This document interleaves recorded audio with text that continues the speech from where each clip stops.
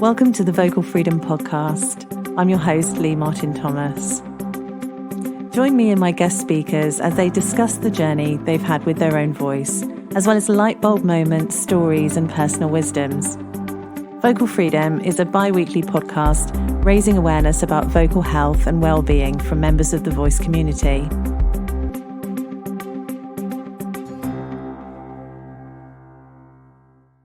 My guest this week is Paul John McKenna, a specialist speech and language therapist working in clinical voice disorders and singing voice rehabilitation at Wythenshawe Hospital in South Manchester and also privately.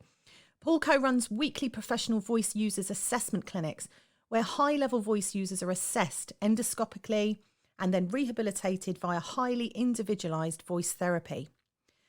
But the main reason I really wanted to invite Paul on the podcast, Paul is a certified Neuro-Linguistic Programming practitioner, NLP practitioner, with a background in hypnotherapy, with skills which have driven his interest in the psychological factors that can impact the voice.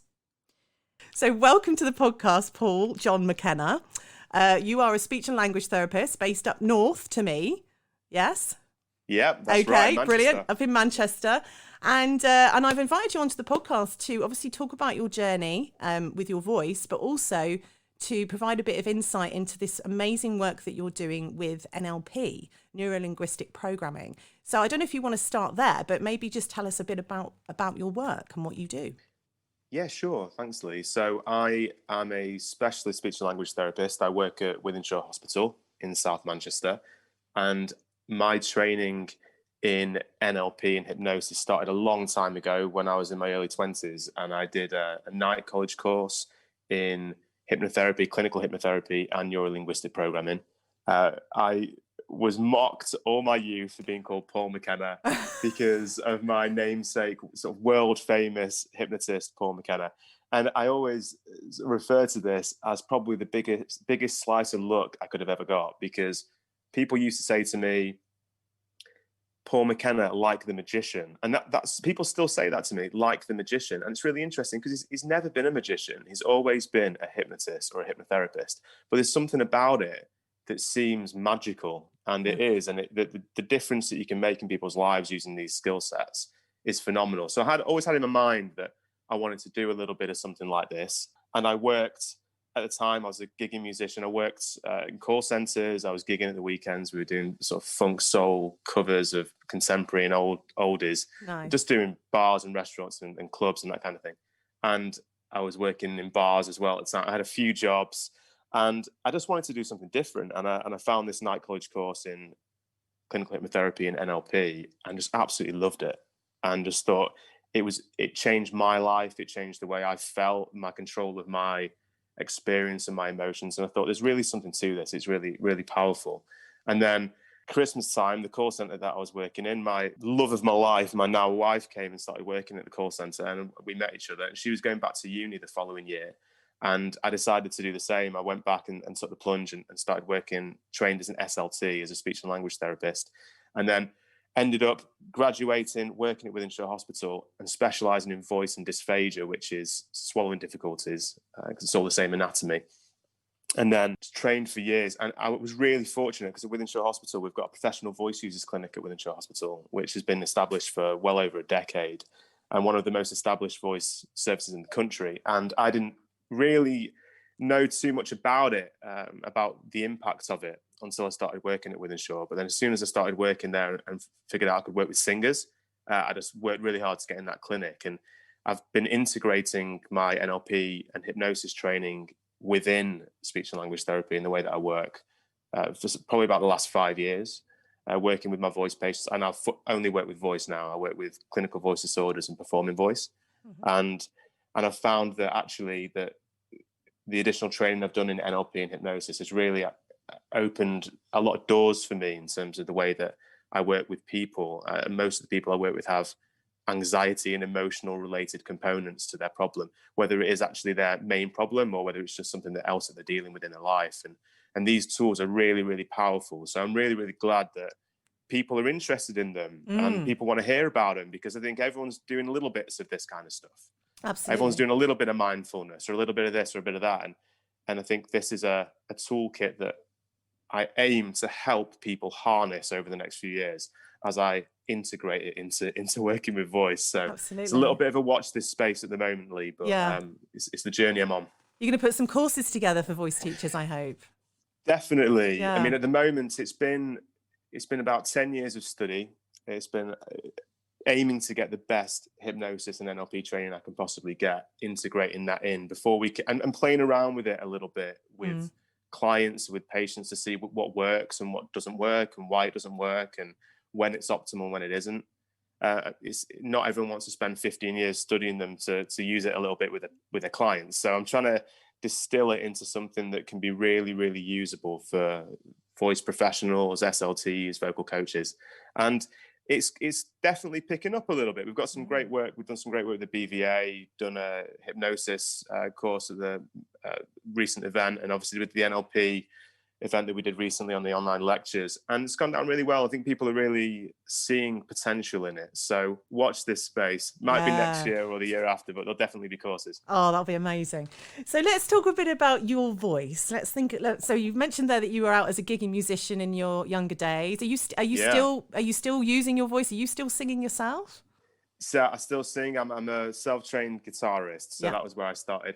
I started it's been a bit of a long journey for me with my voice, because I started singing as a kid in school, choral singing, just pop and a bit of classical stuff, just school choirs, things like that.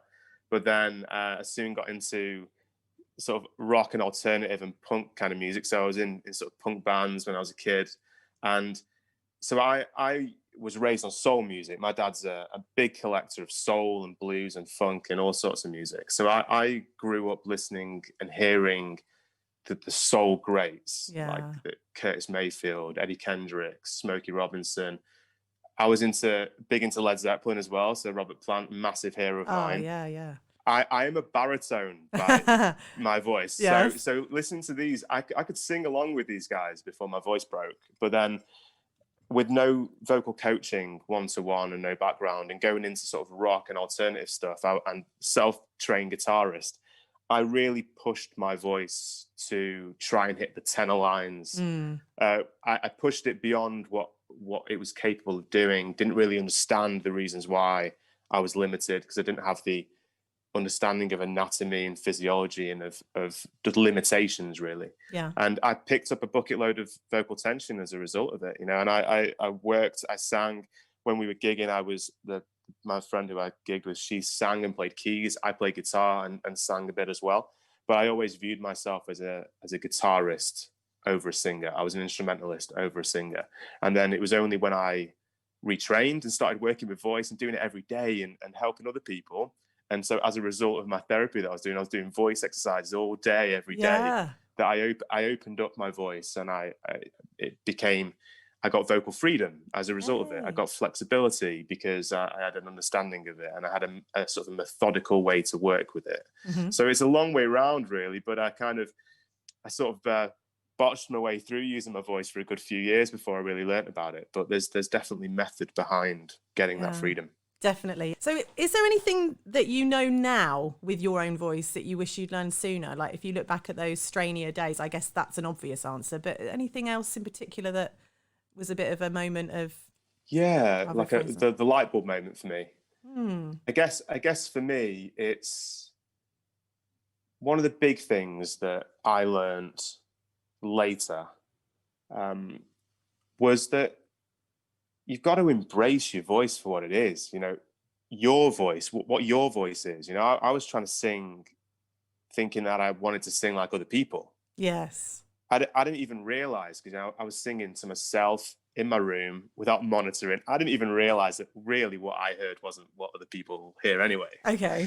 I didn't even really realize that until I learned about acoustics and resonance and what I was actually doing. So I was singing beyond my capacity at that time. And part of that was because I've been raised and listening to some of the most incredible voices. It's a tough act to follow when you listen to those kind of voices all your life. Yeah. Embracing my own voice for what it is and starting to sing in my own range and started to embrace what it can and can't do. was the first thing for me, because that's what gave me the flexibility and the freedom. And, you know, in terms of working with other voices, the thing I wish I'd known sooner was that you can't fix everybody. You can't fix everyone's voices. You know, your larynx is your larynx, and it can't necessarily do what you want or sound the way you want it to, and that's all right. And any therapist just wants to help the person that's in front of them, you know, and sometimes you can't in that moment because it's not the right time for them. And this, you get that with experience, though, don't you? You get that with the confidence of knowing, oh, this should work. There's probably something else going on here that is underlying. And that's probably for me, learning to sort of let go of the responsibility in the moment of it being all me. When it's actually the person who's in front of you. It's their journey. It's their journey, absolutely. And that's what I say with a lot of the people I work with. I may see them only once a fortnight in a lot of cases. And I say, look, you can go home and work with that. Of course, now they're already at home, they're online, but you know, it's the okay, this is what for you to go and play with now, and I'll see you again in 2 weeks. And there'll be real progression if they do. But sometimes it's not the right time for them for that moment. And we'll come back 2 weeks later. How have you progressed? Oh, I haven't really rehearsed this, you know, blah, blah, excuse, avoidance. Sometimes that can be a frustrating part of my work. Does that correlate? Do you have a sense of some people just can't seem to help themselves? Right. Yeah. I mean, I work on the principle that the person in front of me, they've got all the resources to help themselves. Yeah. You know, it's not me that I don't fix anybody at all. It's one of the first things I say to them when they come through the door is I don't have a magic wand. I don't have a magic tablet. I can't fix you, but I can help you know the best way that you can help yourself. And that's so crucial because that person in that moment, when they're in that room with me, is the most important person in my world in that moment. Yes. For that 45 minutes, 60 minutes, they get every bit of my attention. They get all of me. But I am just one part of their week. And I am, you know, and sometimes they've rushed to the session because they've got other stuff going on. And sometimes they know that they should be focusing on it, but actually just life's happening for them. Yeah. And it's not right for them, and they've got priorities. But working within the NHS, you know, they don't necessarily get just to pick and choose when they get it. They get referred in because they feel like they need it, and they're having it alongside their life. And sometimes they just need to make a bit of space for that. So I change my approach in those situations to work with that kind of person. If it's not the right time for them to really get the benefit, then I try to switch it more to educating them and teaching them so that they've got all the tools for later when it is right for them. So they know what they need to do. And some people are just so all in as well, and they give it everything, and those people really do well. But it's catching where they are in their life at that moment. That's absolutely true. Absolutely true. So what do you find most valuable in caring for your voice? This is going to be the really unsexy part of this, what I'm going to say to you right now, Lee. I tell you.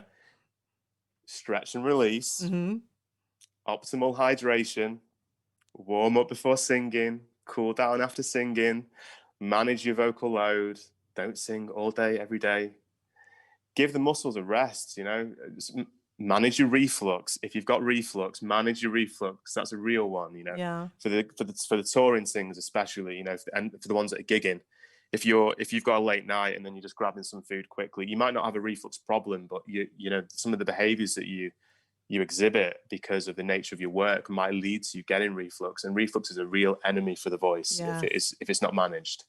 It's really about just knowing that your muscles can only do what they can do, you know. I use the analogy of Usain Bolt, fastest man on the planet over 100-meter sprint. As soon as that gun fires, he's fast, but he doesn't run around all week. He definitely doesn't. He doesn't run around the week before a race. Same with Mo Farah, great marathon runner. He doesn't run a marathon every day. You know, so many people I work with complain of normal fatigue, normal fatigue that you would expect because of the amount of they're using the voice, but because they're feeling some form of discomfort. To them, that feels abnormal. And it feels like they're worried about it because everything feels tight. It's like it's tight because you just used it a lot. So it's about it's understanding that, isn't it? But definitely warm-ups. Yes. Warm-ups, people. Stretch and release. Don't start your warm-up on your sirens. Start it on your stretch and release work, and that will fix a lot of tension problems if you do that. Definitely. I mean, I'm all about setting the body up before you start the vocalizers, because you could be, if you've already come in the room with some tension or some, the muscles are already a bit like this. Though people on the podcast can't see that I'm pulling a kind of like tense shoulders, high shoulders, squished neck. If you're already in that position and you start using your voice, it's not going to be as flexible as if you've let all that go first. Makes sense. Right. It's exactly. And a real big one as well is a lot of our singers are great with using the straw and using their lip trills and the tongue trills, things like that. When you're doing these kind of exercises, get yourself in a good alignment. Yeah. Get a good breath when you do it, because you are training, you are instilling these processes in your neurology every time you do these. Sometimes you see people in the strangest of positions doing their voice exercises. They would never sing in that position, but they do their voice exercises that way. It's sort of slouched in a chair. So really get your whole body in the position that you would want to be if you were performing when you're doing these exercises. And it's just another layer of getting these the alignment and the breath and the muscular release, getting it all embedded as much as possible and rehearsed, so that that it's kind of the natural place that you reset to. Okay? Is there anything you can think about sharing that might demonstrate how you can use NLP to help someone with performance anxiety, for example?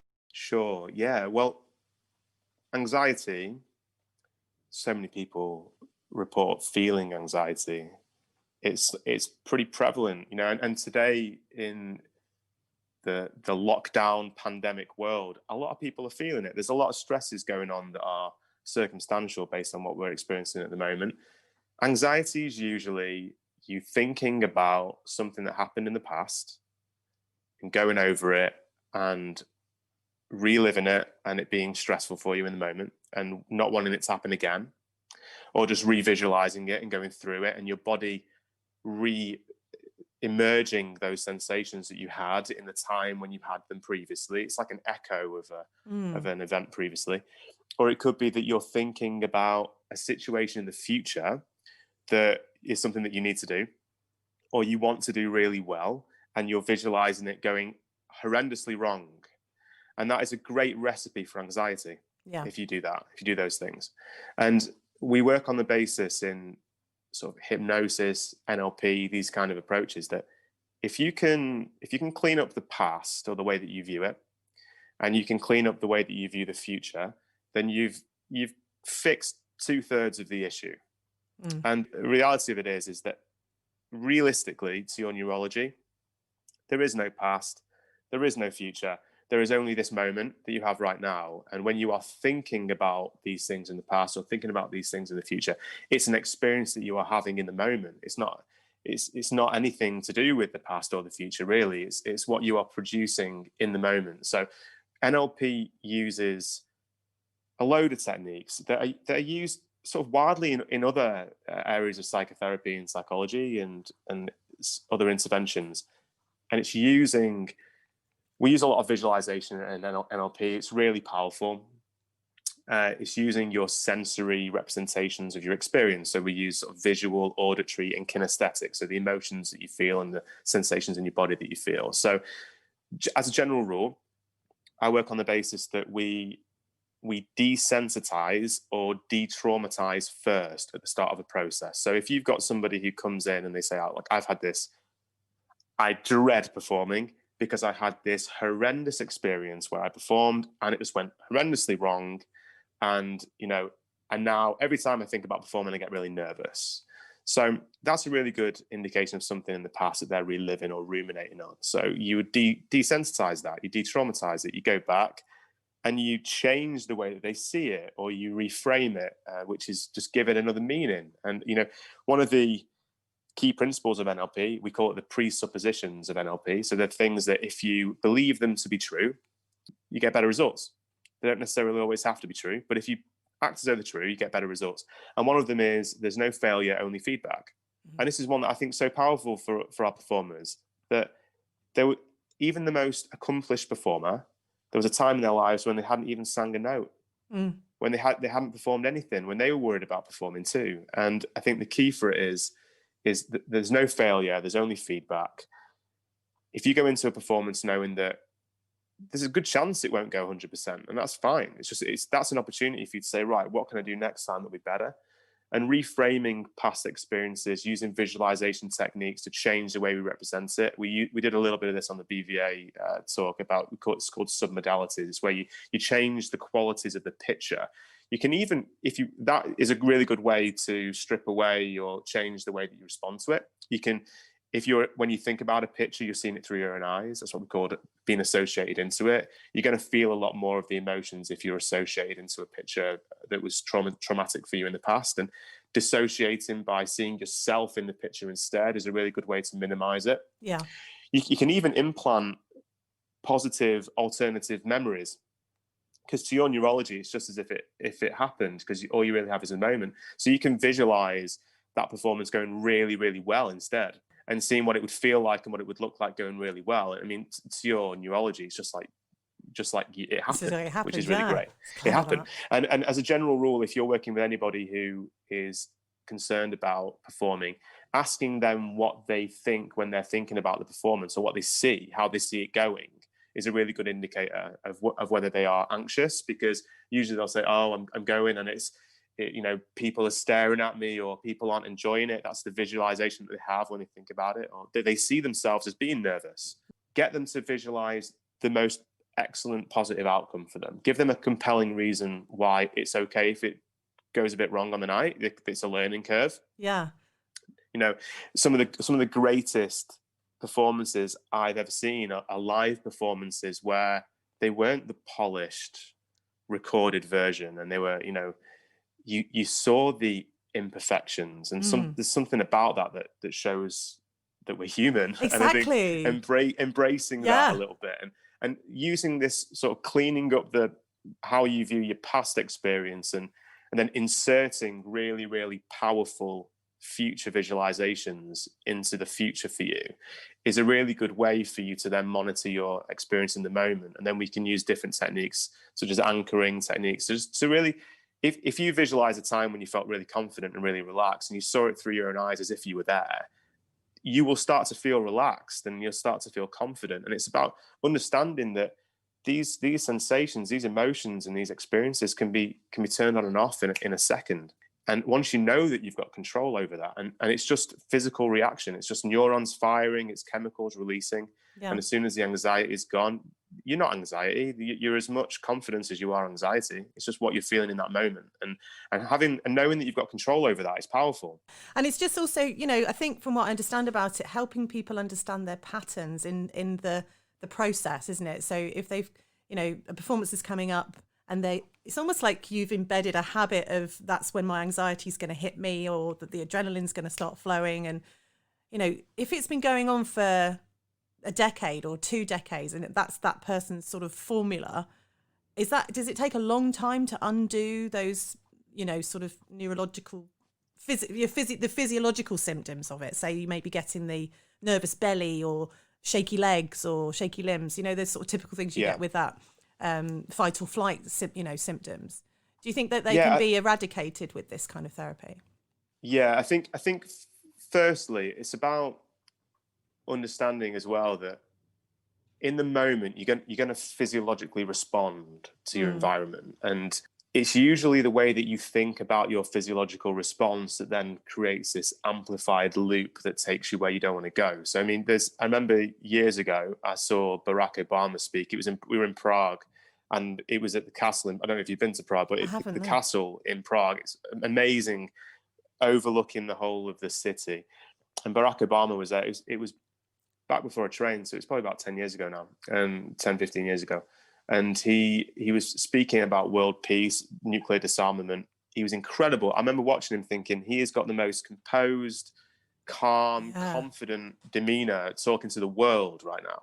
And I remember watching an interview with him where he said, look, every time I go out, or every time I've got an interview like this, I feel that sensation of anxiety, of nerves in my stomach. But, anxiety and fear feel a lot like excitement feels. That's true. In the moment too. Yeah. And I think part of this is about the way that we frame our experience. And this is the key with this. You're right, patterns occur. And I work on the basis that there's probably a positive reason for that. There's a Mm. positive reason for that pattern. There'll be a positive intention behind it.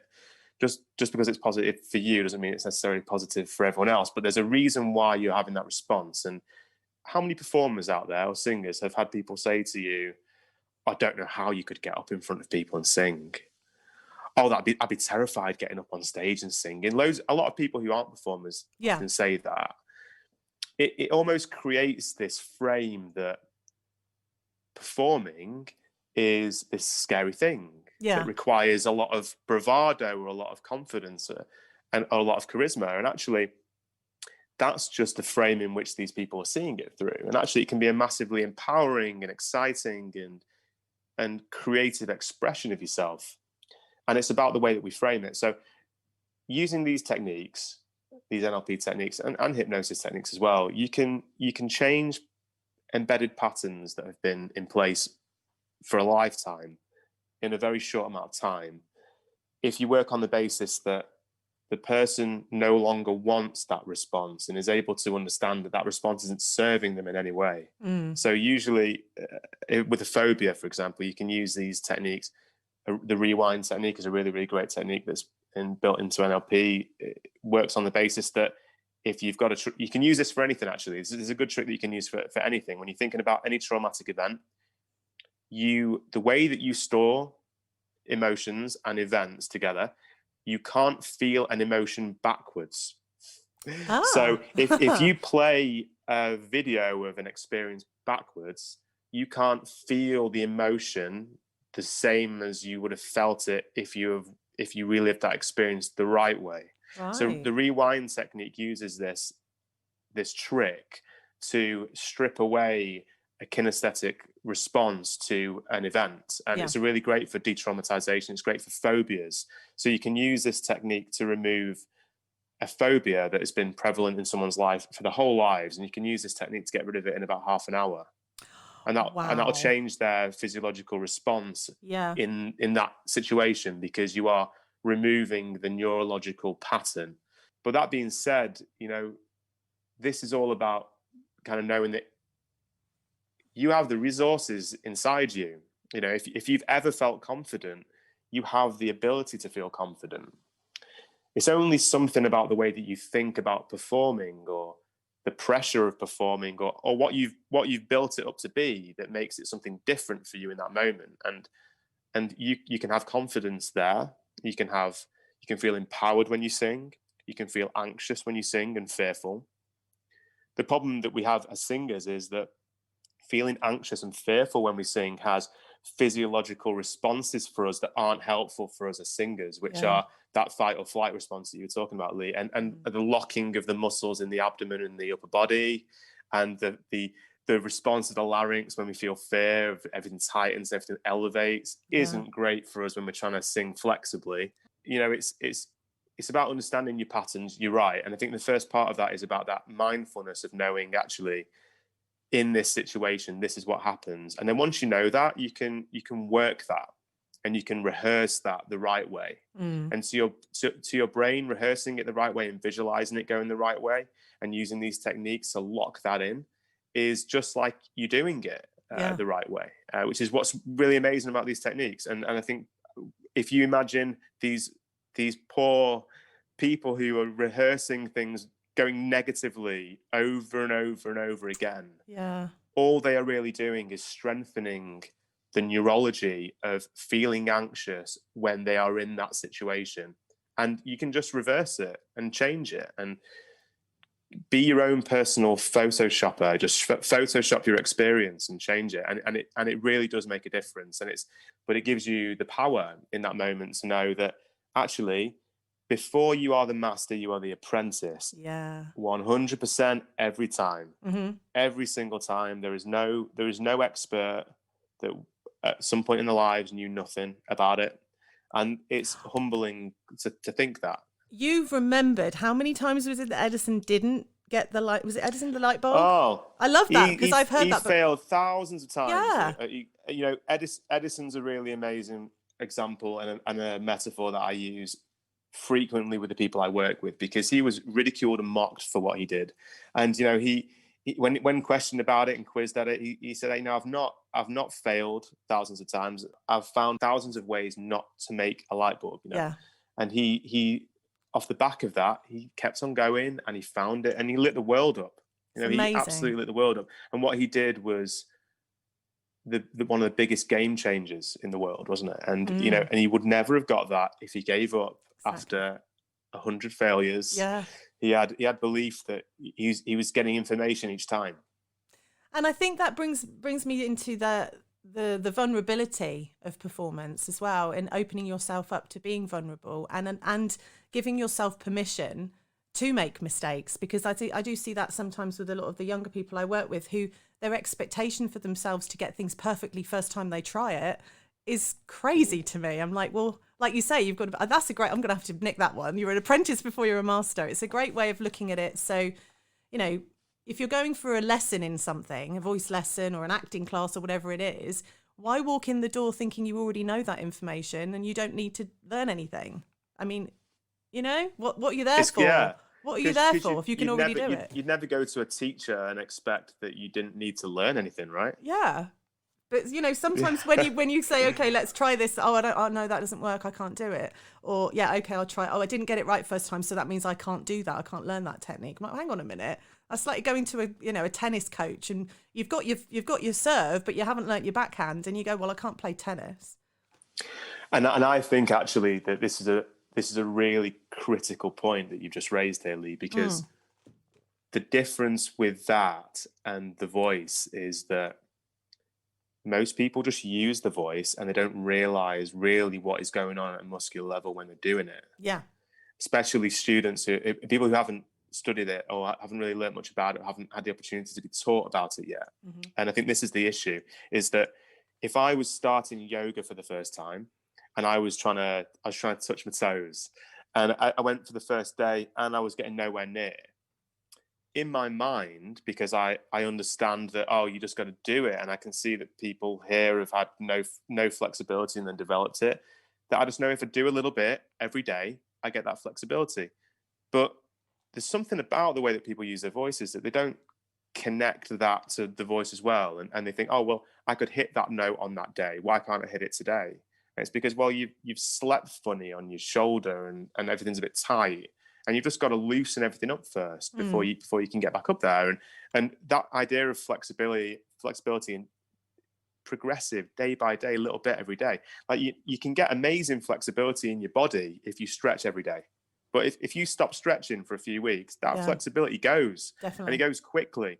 And I think if we view the voice in a similar way, view it like the vocal athletes that we actually are when we use our voice for singing, and do it methodically, a little bit every day, you will notice the difference so much more. And I think it's empowering them to know that they're never gonna get it on day one. No, they might not even get it on day 30. And I really push with my therapy that it's a lifetime of working with your voice. It's not something that they get to the end of the session and then all of a sudden everything's fixed from that point on. It's a case of, in the future, keep doing it.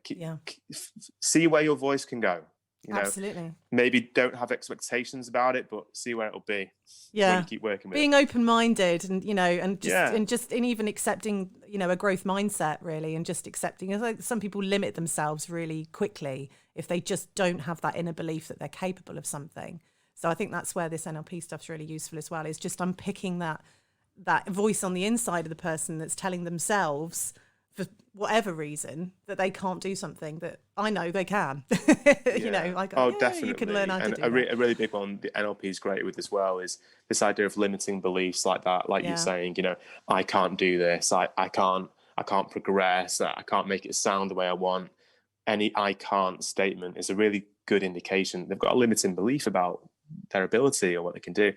So many of the people I work with were just told when they were younger, when they were singing in the bedroom, "Oh, stop singing, that sounds awful." A passing comment from a frustrated parent, maybe, who was trying to do a bit of work in the other room, or it could have been something. But look, words are so powerful, that especially when you've got children and anyone in an emotional state, the wrong word at the wrong time can lead to years of pain in certain circumstances. And so this whole process about using NLP this way is about helping to uncover what that is and helping them to really verbalize what their experience is. It's the linguistic in neuro-linguistic programming. It's the way that we use our language to describe and give context to our experience. And I think sometimes just picking up on the language that they use with you when they're talking about their experience is really key. And that's one of the fundamental parts of NLP as well. It's navigating through that and how to work with people when they say certain things that are little triggers like I can't, or I am, identifying themselves as somebody who can't do it. And any work like this, it doesn't just empower them in singing, it empowers them globally in the rest of their life as well, if you can do it. We're in the business of helping people express themselves freely, and there's a reason why the creative arts performing courses have really high, relatively high levels of stress, anxiety and depression globally. And I think part of that is because we're giving a lot of ourselves in these professions. We're giving a lot of our emotions to it, and it's subjective. There's not a right or wrong. It's based on whether someone likes it or whether someone dislikes it. And even the most incredible performers often divided opinion, and that's completely fine. And it's about finding your people who love what you do. There's an old American comedian called Mitch Hedberg, and he had this one liner, which was, you can't please all the people all the time. And last night, all those people were at my show. And I love that line because it's kind of saying that sometimes you just have a night where it's not your night, and that's completely fine as well. If you have the right mindset, you can get through it. That's fantastic. So let me ask you, in the world of singing or speaking, and it could be, an inspirational speaker, but what voices inspire you and who could you never tire of listening to? I always have to go back to the soul greats for me, because I was raised on them, and they're always where I've reverted back to over the years. Aretha Franklin, Etta James, David Ruffin from the Temptations, Levi Stubbs, the original baritone from the Four Tops, so I appreciate a baritone. Love my folk music. I was really into things like Crosby, Stills and Nash, Fleet Foxes, First Aid Kit, Johnny Flynn, Laura Marlin, people like that. They're doing really, really great stuff. I could never tire of listening to that kind of stuff. They're the ones that I kind of gravitate back to.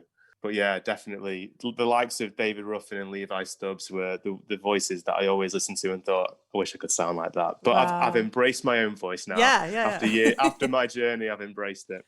So if you were going to get up and sing a song tonight, what would you be, gravitating towards?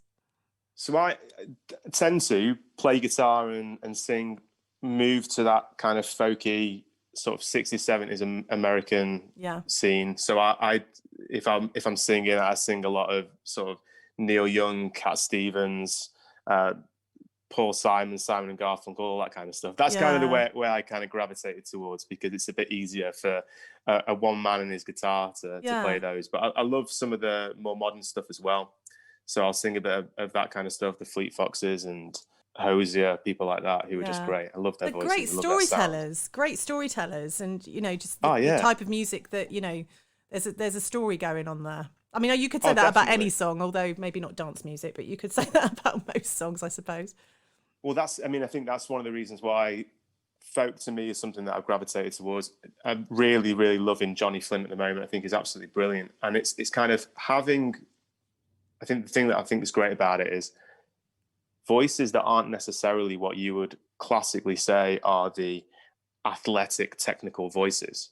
But absolutely just draw you in with the way that they are congruent and the way that they deliver what they're delivering, and the lyrics is just, I think there's something quite masterful about that, of just delivering it and really selling a message. And you don't need all the vocal athletics to do it. This is so true. This is so true. This is what I say to people sometimes the beauty's in the imperfection, because that's when we see the human reflected back, isn't it? That's when we see ourselves, because we're not perfect. No one's got the perfect voice. And I don't even think the professionals that are out there getting paid millions to do one concert are going to get through that concert without anything going slightly not the way they planned it, right? I mean, we're human.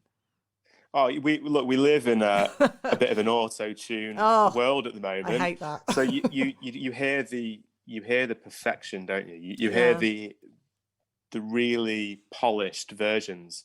You don't hear the rough cuts, you know, you don't hear the off days. And I think there's something quite beautiful about hearing that and it being embraced and it being owned by the performer as well. Yeah, This is definitely. me, this is how I perform, this is my voice. And I think that's what I've been drawn to, is that the honesty about the performance, which is really key.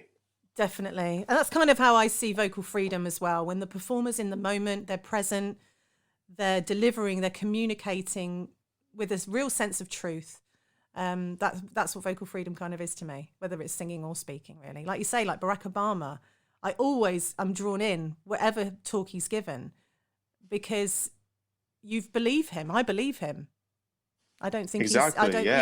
He's so congruent in in the message that he delivers, and his wife as well, Michelle Obama. I absolutely love her, and I've recently watched the Netflix documentary about her book tour, and just seeing her behind the scenes and the way that she uses her voice for good. The Obamas are absolutely phenomenal. Absolutely phenomenal. I think that Michelle would be a great president. So do I. I was gutted she didn't want that job. I was like, go, you know.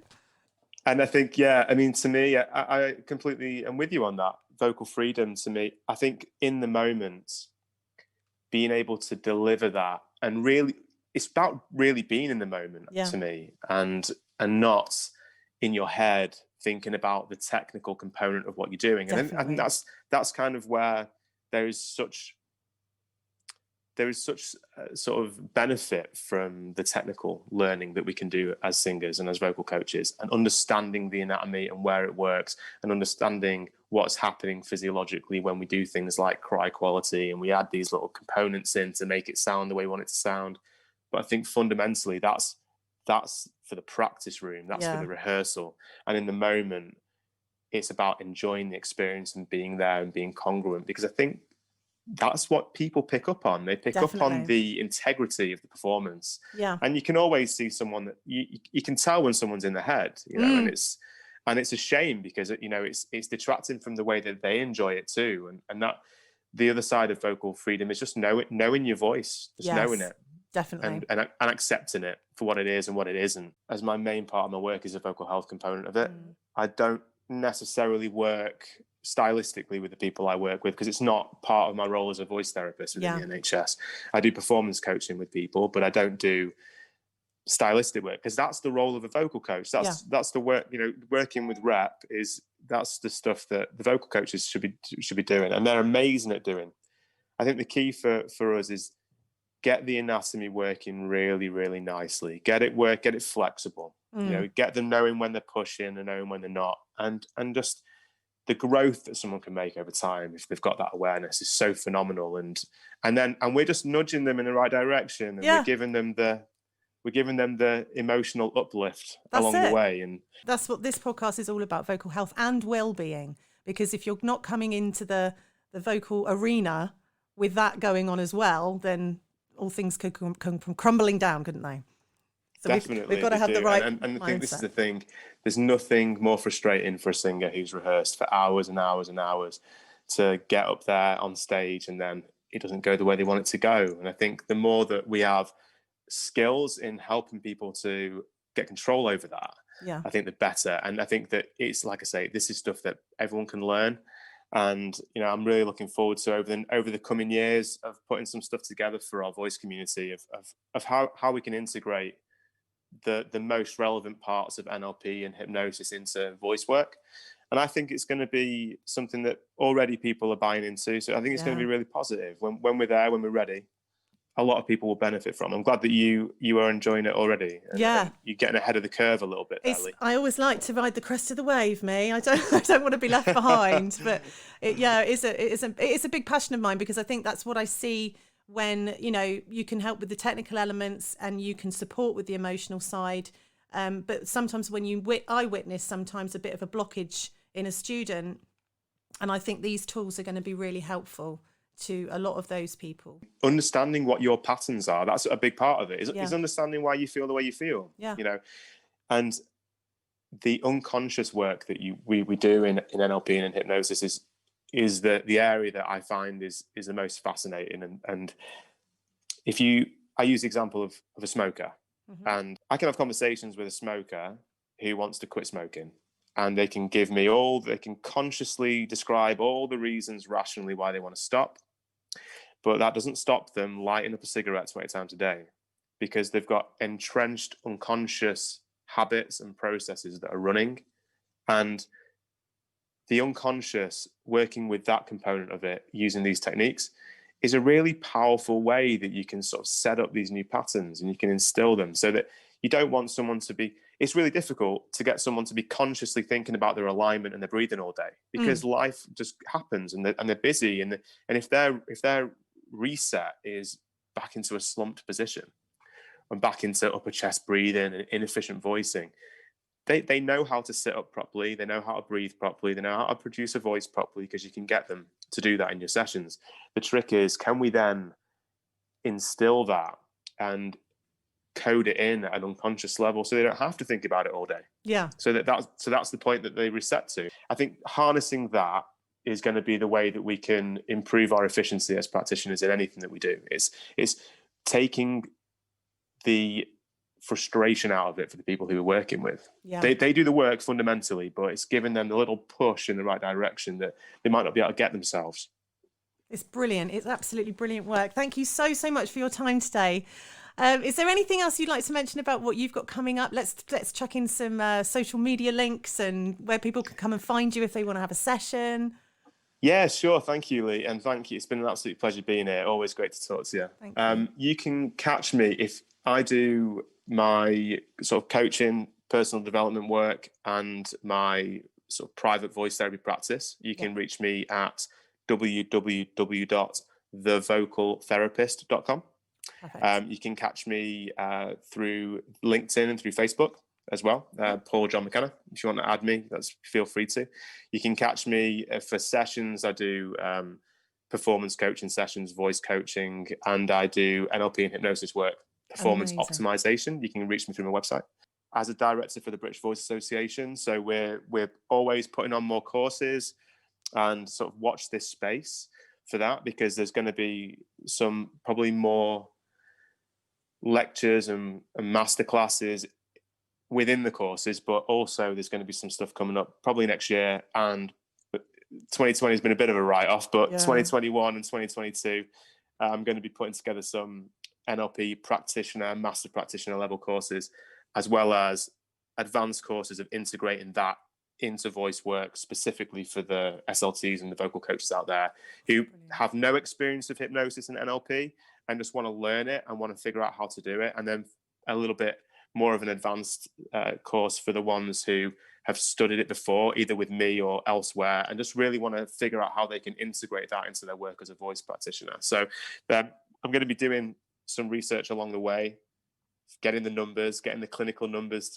so people can see how it is a benefit. And that's going to be a work in progress, really. Watch this space over the next few years. But if anyone wants to work with me or wants any advice about this kind of stuff, please do get in touch, and I'd be happy to spend some time with you. That's amazing. Thank you so much. Thank you for joining me on the Vocal Freedom Podcast. I hope you've enjoyed the episode, and we'll move into your day with a bit more vocal freedom, feeling that you can express using your voice and let the world hear what you have to say.